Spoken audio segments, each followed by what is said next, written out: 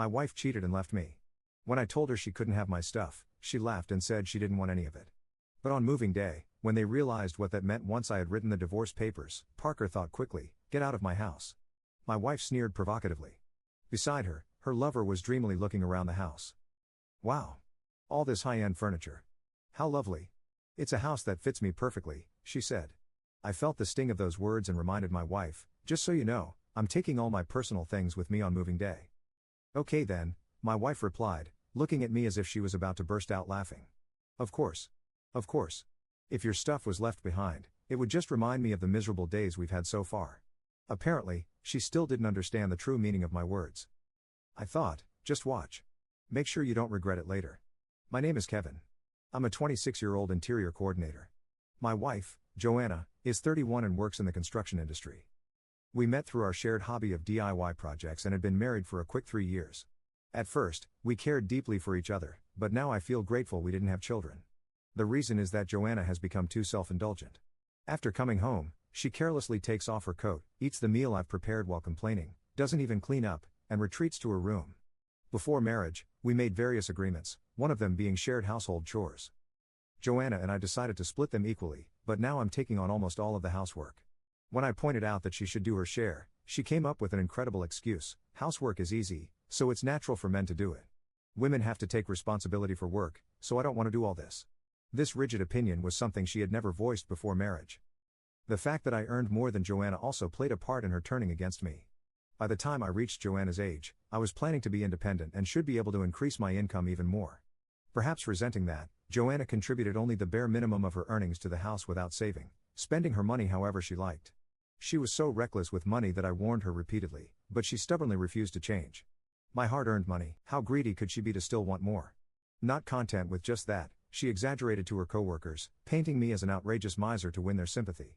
It was Joanna's apparent generosity with money and the perception of domestic unrest that attracted her affair partner, Liam.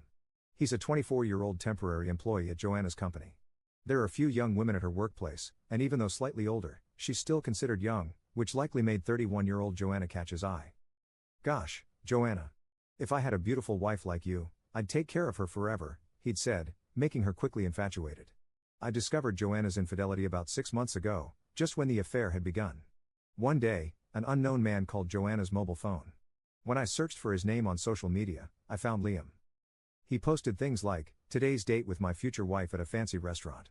I'm so nervous since it's my first time," along with photos of himself unmistakably with Joanna. I saved all of them and also retrieved their exchanges from Joanna's phone.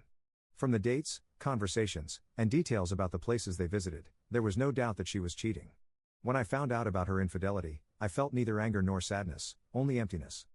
I understood that getting lectured when coming home tired wasn't pleasant, but all those discussions were necessary for our future. Maybe it was harsh, but to have an affair just because you're fed up with family life after only 3 years? I sighed heavily. Certainly, I couldn't afford to be down and do nothing.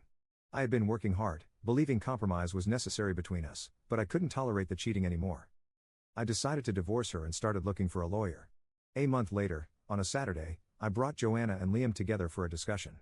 Naturally, they were shocked when I contacted Liam. They probably never expected me to find out. Yet Liam, thrilled about the marriage, didn't apologize or attempt to justify the affair. Instead, he cheerfully asked, "Kevin, are you really okay with this unprecedented compensation?" I calmly replied, "That's right. Joanna and I decided before marriage not to divide our assets."